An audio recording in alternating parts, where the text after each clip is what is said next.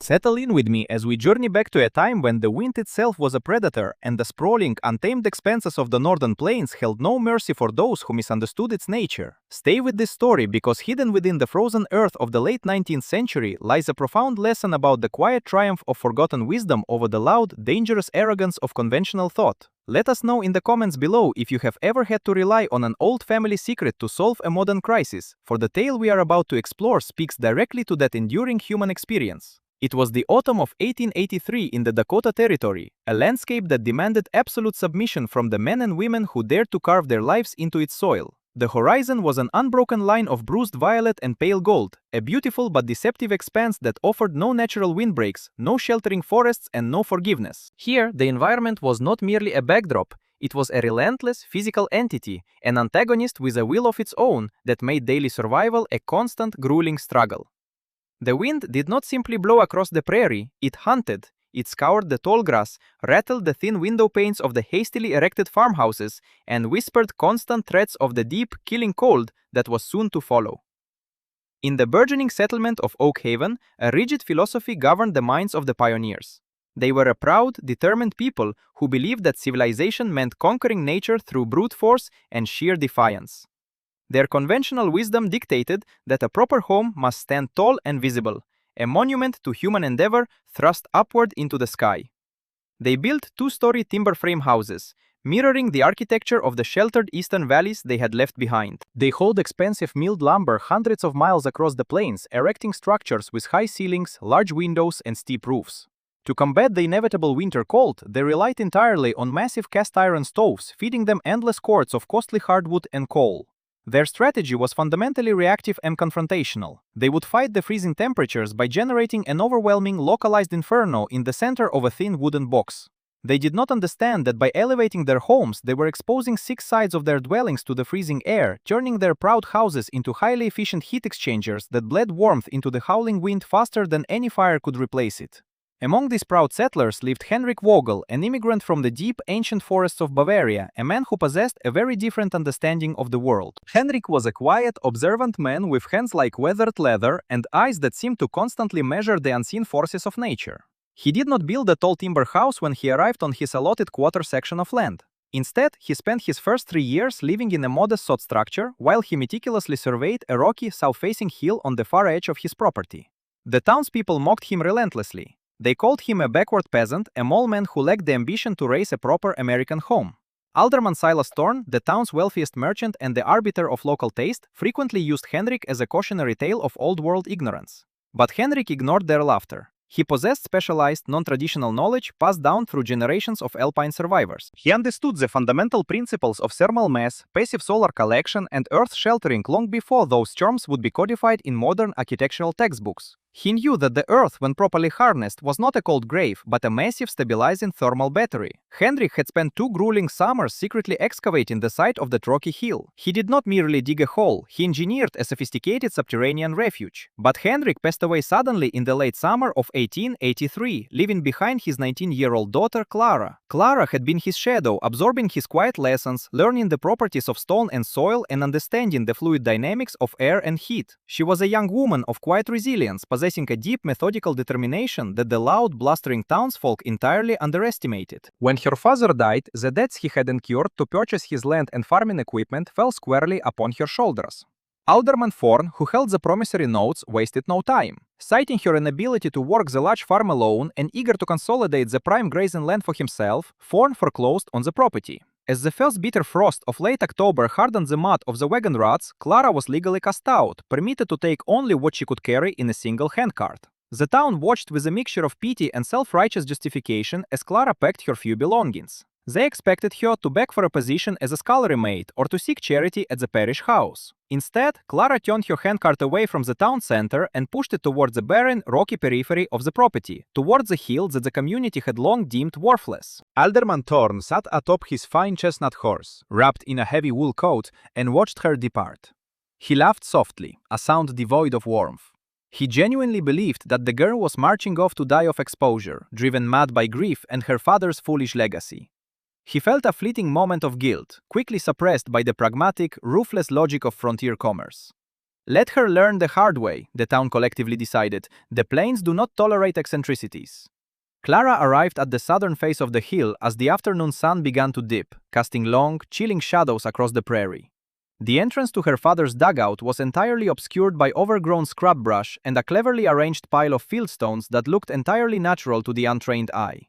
She set to work with a heavy iron spade, her movements precise and unhurried. As she cleared away the brush and rolled back the stones, a heavy door constructed of thick, rough-hewn oak planks was revealed. It was set deep into a stone retaining wall, angled slightly to perfectly catch the winter sun while shedding the rain. Clara unlocked the heavy iron padlock, the mechanism well oiled and silent, and pulled the door open. A breath of air escaped the darkness, and even though the outside temperature was hovering near freezing, the air that brushed against her face was remarkably temperate, carrying the deep, clean scent of dry earth and aged wood. She stepped inside, striking a sulfur match and touching it to a kerosene lantern that hung from a forged iron hook near the entrance. As the yellow light bloomed, the true genius of Henrik Vogel's hidden dugout was revealed. It was not a damp, claustrophobic cave, it was a masterpiece of applied physical principles, a sanctuary of survival engineering. The room was surprisingly spacious, measuring roughly 15 feet wide and 20 feet deep, with a vaulted ceiling supported by massive peeled cedar logs. But it was the walls and the floor that held the true secret. Henrik had not simply exposed the raw dirt, he had lined the entire interior with carefully selected river stones, hauling them up from the creek bed over countless nights. These stones were set in a mortar of clay and crushed limestone, creating a continuous, unbroken envelope of high-density thermal mass. To understand the brilliant mechanics of this space, one must step away from the narrative for a moment and examine the profound scientific truths that Henrik had harnessed, truths that the wealthy timber builders in town entirely ignored. The conventional wisdom of Oak Haven operated on a fundamental misunderstanding of thermal dynamics. Wood is an insulator, yes, but a thin wooden wall has very little thermal capacity. It cannot store heat, it can only briefly delay its escape. When the fire in a timber house dies, the house becomes freezing almost instantly. Furthermore, the violent winds of the prairie create a massive pressure differential around the tall, rigid structure, literally sucking the warm air out through every tiny gap in the floorboards and window casings, a process known as infiltration heat loss. Clara's dugout, conversely, was governed by the principles of geothermal stabilization and thermal lag. Below the frost line, the temperature of the Earth remains remarkably constant year-round, hovering between 50 and 55 degrees Fahrenheit, regardless of whether a blizzard is raging above or a summer sun is baking the surface. By burying the structure on 3 sides and insulating the roof with 3 feet of packed earth and native prairie grass, Henrik had essentially coupled the interior space directly to the Earth's infinite thermal battery. The room did not need to be heated from below freezing. It only needed to be raised from the Earth's ambient 50 degrees to a comfortable living temperature. But Henrik's ingenuity did not stop at mere earth sheltering. Clara walked towards the back wall of the dugout, where a large, strange structure dominated the space.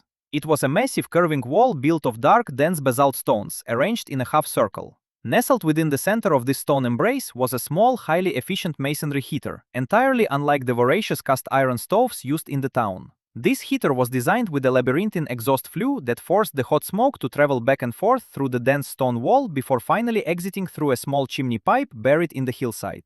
This was an ancient application of the trombe wall concept. When a small hot fire was burnt in the hearth, the heat did not simply rush up the chimney and vanish into the sky. Instead, the thermal energy was violently absorbed by the thousands of pounds of dark basalt. The stone would soak up the heat like a sponge soaking up water. Once the fire went out, the massive stone battery would slowly, gently radiate that stored heat back into the room over the next 24 hours, keeping the space comfortably warm with only a fraction of the fuel required by a conventional home. Clara immediately began her preparations, knowing that the deceptive calm of the late autumn sky was a temporary illusion. She spent the next 3 days working from dawn until dusk, methodically applying the practical skills her father had taught her. She gathered deadfall from the creek, cutting it into precisely measured lengths. She did not need massive logs. The masonry heater required small, dry pieces of wood that would burn fast and incredibly hot to charge the thermal mass. She stacked the wood inside the entrance, creating an additional layer of insulation against the outer door. She then inspected the ventilation system. Henrik had installed a buried terracotta pipe that ran 50 feet away from the dugout, emerging in a small hidden depression. This pipe drew fresh air into the dugout, but because the air traveled underground before entering the room, it was pre-warmed by the earth in the winter and pre-cooled in the summer. It was a masterpiece of passive air conditioning, ensuring that Clara would never suffocate, nor would she freeze from a cold draft. On the 4th day, the sky changed. The high, wispy cirrus clouds thickened into a solid, impenetrable ceiling of slate gray. The barometric pressure began to plummet so rapidly that Clara felt a dull ache behind her ears. The wind, which had been a constant nagging presence, suddenly died completely. An eerie, suffocating silence fell over the prairie. The cattle in the distance huddled together, and the wild birds vanished. It was the deep breath before the plunge, the terrifying stillness that always preceded a catastrophic shift in the plains weather. Clara stood outside the heavy oak door of her dugout, looking back toward the town of Oak Haven. She could see the smoke pouring desperately from the chimneys of the tall timber houses as the residents frantically stoked their stoves, trying to build a reserve of heat against the incoming cold. As she watched, a lone rider appeared on the horizon, moving quickly toward her hill. It was Alderman Thorne. He rode up to the entrance, his horse stamping nervously, white foam at its bit. Thorne looked down at the earth-sheltered entrance, his face a mask of condescension and pragmatic concern. He had come to offer her one last chance, not out of true compassion, but out of a desire to avoid the scandal of a frozen corpse on his newly acquired land. He pulled his heavy wool collar up against the biting chill that was beginning to creep across the grass. "You cannot survive out here in a hole in the ground, Clara," Alderman Thorne said, his voice loud and authoritative, designed to brook no argument. "The temperature is going to drop 40 degrees by nightfall. The wind will bury this pathetic trench. Come back to the town. I will allow you to sleep in the livery stable office, provided you earn your keep. Pride is a poor blanket, girl, and your father's madness will kill you just as surely as it ruined him." Clara looked up at him, her expression entirely unreadable. She did not argue. She did not raise her voice to match his bluster. She merely stood beside the heavy oak door, her hands resting calmly in the pockets of her worn canvas coat. She understood that arguing with a man who believed only in brute force was a waste of precious energy. "The earth does not freeze, Mr. Thorne," Clara replied, her voice laconic and firm. "Only the wind. I have everything I need right here. You should look to your own high walls." Thorne scoffed, a harsh sound that was immediately swallowed by the vast emptiness of the plains. He shook his head, muttered a curse about stubborn immigrant fools, and spurred his horse back toward the false safety of his towering wooden mansion. He rode away, entirely convinced that he was leaving a foolish girl to an inevitable and tragic fate. None of them noticed the meticulous engineering that surrounded her. They saw only poverty and dirt. Less than 2 hours later, the blizzard hit. It did not arrive as a gentle snowfall. It struck with the concussive force of a physical blow. A wall of blinding, opaque white slammed into the prairie, driven by sustained winds that instantly reached 60 miles per hour. The temperature plummeted from 30 degrees to 10 below zero in a matter of minutes, a catastrophic drop that caused the very sap in the remaining trees to freeze and shatter with sounds like rifle shots. The snow was not soft, it was granular and sharp, resembling crushed glass, and it was propelled with such velocity that it scoured the paint off the sides of the wagons in town. Inside the dugout, Clara secured the heavy oak door, throwing the iron latch into place. As the storm raged outside, a profound, almost holy silence descended upon her subterranean sanctuary. The 3 feet of packed earth above her head and the dense hillside around her entirely muted the roaring wind. She could feel a faint, rhythmic vibration in the heavy timber beams when the strongest gust hit the hill, but the terrifying acoustic assault of the blizzard was completely neutralized.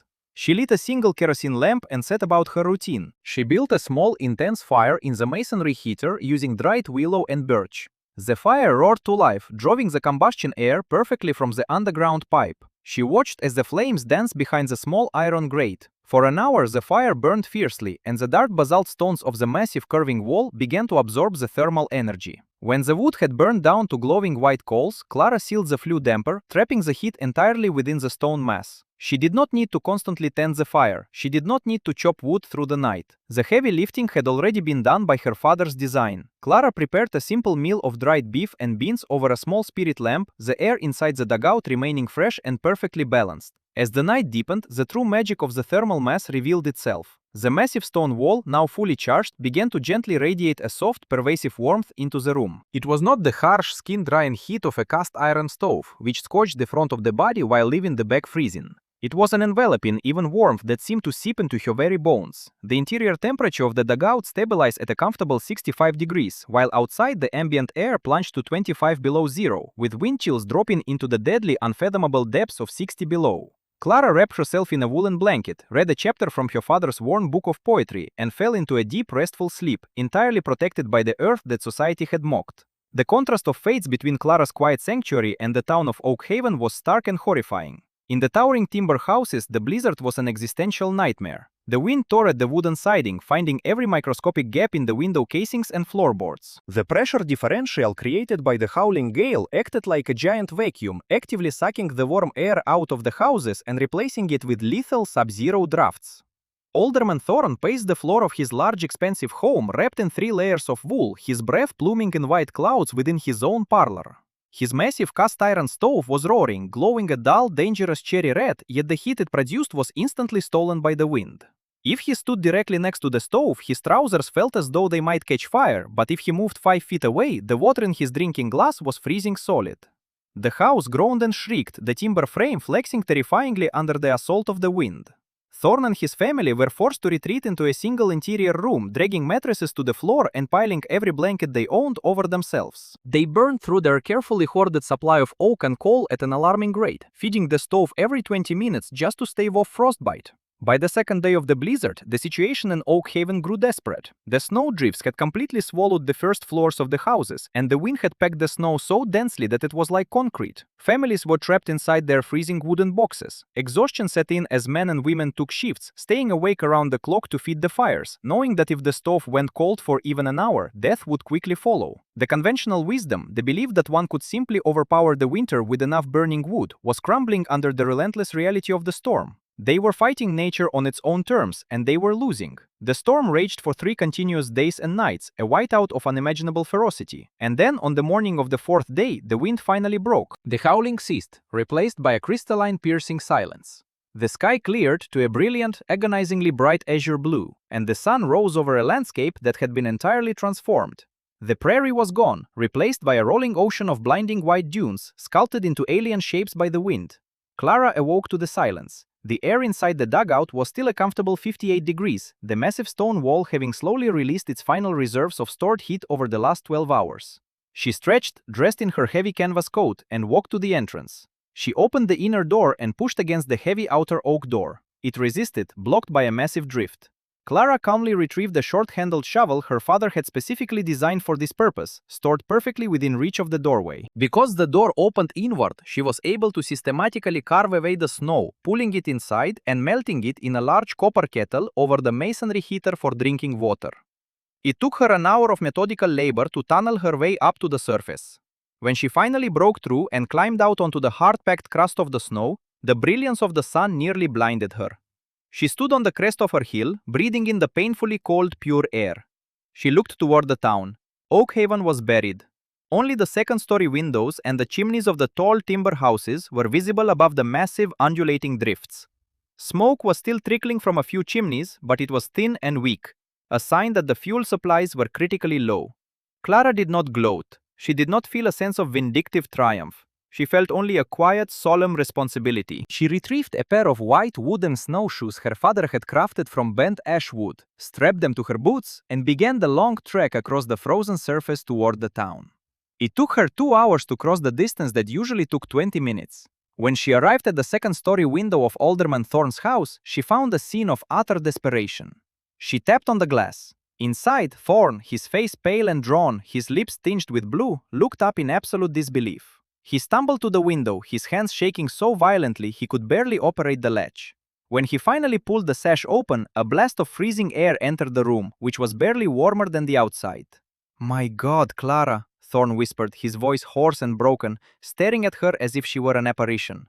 "We thought you were dead. We thought the wind had taken you. We are freezing. The wood is gone. The coal is gone. We have been burning the dining room chairs just to survive the night." Clara looked at the wealthy, powerful man, now reduced to a shivering, desperate survivor in his grand, useless house. She spoke calmly, her voice carrying the quiet authority of absolute competence. "Gather your family, Mr. Thorne," Clara said. "Wrap them in everything you have left. Bring the neighbor families if they can walk. We are going to the hill." Thorne did not argue. The arrogance, the mockery, the rigid belief in the superiority of conventional wisdom had been entirely scoured away by the brutal reality of the blizzard. He nodded dumbly, tears of relief freezing on his cheeks. Over the next hour, Clara organized a desperate exodus. She helped extract Thorne's family and then moved to the adjacent houses, pulling half-frozen men, women, and children from their icy wooden traps. They formed a miserable, shivering line, tethered together by ropes, and followed Clara as she broke the trail back across the deep snow toward the hill. When they reached the hidden entrance, Clara ushered them down the snow tunnel and into the dugout. As the freezing townsfolk stepped through the heavy oak door, the collective gasp was audible. They had expected a dark, freezing mud hole, a miserable trench of suffering. Instead, they stepped into a dry, spacious, brilliantly engineered sanctuary. The air was calm, smelling of earth and faint wood smoke. Clara immediately set about rebuilding the fire in the masonry heater. She utilized the few remaining pieces of dry wood she had stockpiled, and within 20 minutes, the basalt stones were absorbing the fierce heat, beginning to radiate warmth back into the crowded room. 22 people sat huddled on the floor of the dugout that day, watching in stunned silence as the young woman they had cast out moved with practiced, methodical grace. They realized, with profound humility, that they were sitting inside a masterpiece of survival. They felt the gentle, pervasive heat radiating from the dark stones, completely unlike the aggressive, fleeting heat of their iron stoves. They saw the ingenious ventilation pipe providing fresh air without letting in the killing cold. They looked at the thick, protective ceiling of earth above them, understanding finally that Henrik Vogel had not been hiding from the world. He had been embracing the only force powerful enough to protect them from the prairie's wrath. Alderman Thorne sat near the curving stone wall, holding his shivering daughter in his arms. He watched Clara as she adjusted the damper on the flue, her face illuminated by the soft golden light of the kerosene lamp. The realization hit him with the force of a physical blow. The immigrant they had mocked, the man whose property he had stolen, had understood the environment better than any of them.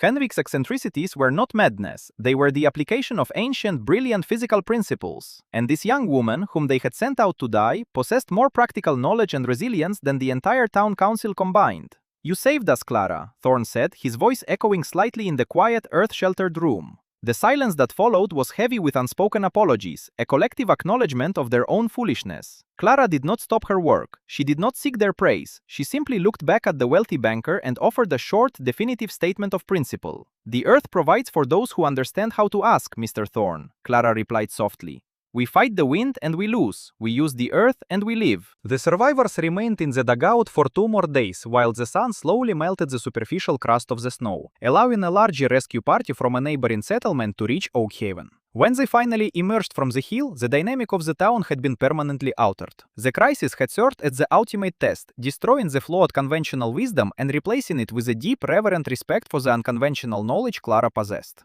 In the aftermath of the Great Blizzard of '83, Alderman Thorne became the most fervent advocate for Clara Vogel and the methods of her father. He immediately nullified the foreclosure, returning the deed of the land to Clara with a public apology recorded in the town ledger. But the change went far deeper than a simple restitution of property. The community of Oak Haven fundamentally shifted their approach to survival on the plains. They did not abandon their timber houses entirely, but they stopped relying on them as their sole line of defense. Under Clara's quiet paid direction, every family in the settlement spent the next summer excavating deep, sophisticated earth-sheltered spaces beneath or adjacent to their homes. They learned to build thermal mass walls, carefully selecting river stones and dense clay. They learned the principles of passive ventilation and cold sinks. The dugout, once a symbol of poverty and backwardness, became the new standard of wisdom, a communal practice that ensured no family in Oak Haven would ever freeze to death again. As we zoom out from the frozen plains of 1883, the broader thematic lesson of Clara Vogel's quiet triumph becomes brilliantly clear. The story of the hidden dugout is not merely a historical anecdote about surviving a blizzard. It is a profound meditation on the nature of ingenuity, the danger of loud arrogance, and the critical importance of understanding physical principles rather than simply fighting against them with brute force. The conventional wisdom of the time dictated a reactive approach, applying more energy, burning more wood, building taller walls to fight the cold. It was a strategy based on domination.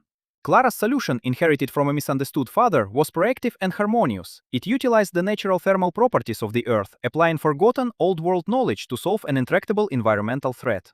Today, we see these exact same principles being rediscovered and championed in the realms of modern green architecture and sustainable engineering. The concepts of passive solar heating, thermal mass batteries, and earth-sheltered housing are not new inventions of the 21st century. They are the ancient, practical truth that indigenous populations and observant immigrants like Henrik Vogel understood inherently. When modern architects design homes with large south-facing windows and dense concrete floors to absorb the winter sun, they are applying the exact same physics that kept Clara warm while the town of Oak Haven froze. They are relying on the quiet, steady laws of thermal dynamics rather than the loud, expensive reliance on fossil fuels and forced air furnaces. Furthermore, this narrative forces us to reflect on the nature of community resilience and the danger of dismissing unconventional knowledge simply because it does not fit the accepted aesthetic or social norm. The town mocked Henrik because his methods looked different, because they challenged the prideful narrative of conquering the frontier. It took a near-fatal crisis for them to realize that true competence often operates quietly, methodically, and without the need for public validation. Clara did not argue with Alderman Thorne, she simply prepared. She led the ultimate test, the brutal reality of the blizzard, proved the superiority of her knowledge. The quiet triumph of her competence over their loud doubt is a testament to individual resilience in the face of societal skepticism. The ultimate moral of this story is that true security does not come from building higher walls to fight the wind, but from understanding the deep, steady forces of the earth and aligning ourselves with them. It is a lesson about shared trust, about the humility required to admit when conventional wisdom has failed, and about the incredible power of seeing problems differently. When the blizzard passed, the town of Oakhaven learned that survival is not a matter of sheer force, but a matter of applied intelligence and respect for the environment. Thank you for joining us on this deep dive into the history of survival, ingenuity, and the forgotten science of the earth. If you found value in Clara's story and the mechanical brilliance of the thermal mass dugout, please hit the like button, subscribe to the channel, and share this video with someone who appreciates the quiet power of practical wisdom. Your support is absolutely crucial in helping us continue unearthing these forgotten stories and keeping these unforgettable lessons alive for the future. Before you go, I want to leave you with a reflective prompt for the comments section. We have seen how Clara used an old-world architectural technique to solve a deadly immediate problem. What other old-world technologies or forgotten practices do you think could solve a modern crisis today? Have you ever had to rely on a piece of unconventional wisdom that everyone else thought was crazy, only to be proven right in the end? Let us know where you are watching from and share your stories below, as we love building this community of practical thinkers and history enthusiasts. Please note that the narrative presented in this video is a historically inspired reconstruction created for educational and storytelling purposes. While the characters and specific events in Oakhaven are fictionalized to illustrate the narrative arc, the core techniques, the physics of thermal mass, earth sheltering, and the historical context of the plains blizzards are entirely based on real historical practices and established scientific understanding. This content does not constitute professional engineering, architectural, or legal advice. Any modern application of earth-sheltered building, masonry heaters, or passive solar design must strictly adhere to current local building codes, professional structural engineering standards, and modern safety guidelines. Never attempt to build a subterranean structure without consulting licensed professionals, as the risks of structural collapse and improper ventilation are severe. Thank you again for watching, and we will see you in the next story.